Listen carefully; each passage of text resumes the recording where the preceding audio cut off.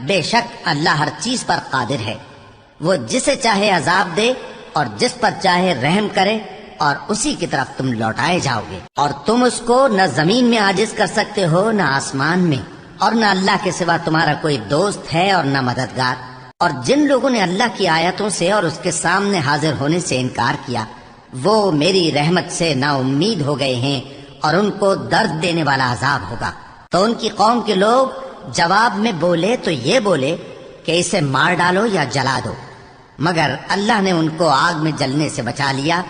جو لوگ ایمان رکھتے ہیں ان کے لیے اس میں نشانیاں ہیں۔ اور ابراہیم نے کہا کہ تم جو اللہ کو چھوڑ کر بتوں کو لے بیٹھے ہو تو دنیا کی زندگی میں باہم دوستی کے لیے، مگر پھر قیامت کے دن ایک دوسرے کی دوستی سے انکار کر دو گے اور ایک دوسرے پر لعنت بھیجو گے، اور تمہارا ٹھکانہ دوزخ ہوگا اور کوئی تمہارا مددگار نہ ہوگا۔ پس ان پر ایک لوط ایمان لائے، اور ابراہیم کہنے لگے کہ میں اپنے پروردگار کی طرف ہجرت کرنے والا ہوں، بے شک وہ غالب ہے، حکمت والا ہے۔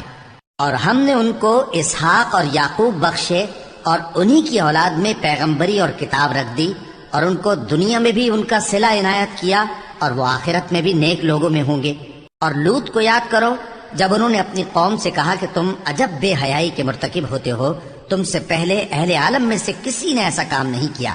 کیا تم مردوں کی طرف مائل ہوتے اور رہزنی کرتے ہو اور اپنی مجلسوں میں ناپسندیدہ کام کرتے ہو؟ تو ان کی قوم کے لوگ جواب میں بولے تو یہ بولے کہ اگر تم سچے ہو تو ہم پر عذاب لے آؤ۔ لوط نے کہا کہ اے میرے پروردگار، ان مفسد لوگوں کے مقابلے میں مجھے نصرت عنایت فرما۔ اور جب ہمارے فرشتے ابراہیم کے پاس خوشی کی خبر لے کر آئے تو کہنے لگے کہ ہم اس بستی کے لوگوں کو ہلاک کر دینے والے ہیں کہ یہاں کے رہنے والے نافرمان ہیں۔ ابراہیم نے کہا کہ اس میں تو لوط بھی ہیں۔ وہ کہنے لگے کہ جو لوگ یہاں رہتے ہیں ہمیں سب معلوم ہیں،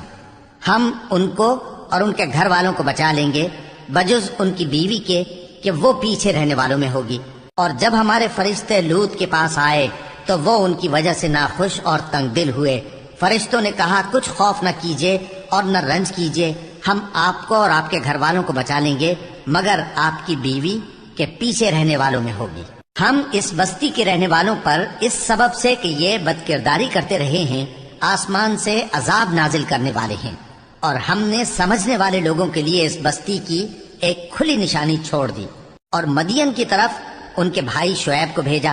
تو انہوں نے کہا اے قوم، اللہ کی عبادت کرو اور روز آخر کے آنے کی امید رکھو اور ملک میں فساد نہ مچاؤ، مگر انہوں نے ان کو جھوٹا سمجھا،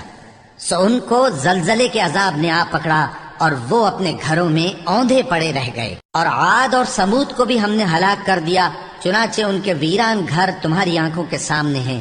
اور شیطان نے ان کے اعمال ان کو آراستہ کر دکھائے اور ان کو سیدھے رستے سے روک دیا، حالانکہ وہ دیکھنے والے لوگ تھے۔ اور قارون اور فرعون اور حامان کو بھی ہلاک کر دیا، اور ان کے پاس موسیٰ کھلی نشانیاں لے کر آئے تو وہ ملک میں مغرور ہو گئے، اور وہ ہمارے قابو سے نکل جانے والے نہ تھے، تو ہم نے سب کو ان کے گناہوں کے سبب پکڑ لیا۔ سو ان میں کچھ تو ایسے تھے جن پر ہم نے پتھروں کا مے برسایا، اور کچھ ایسے تھے جن کو چنگھاڑ نے آ پکڑا، اور کچھ ایسے تھے جن کو ہم نے زمین میں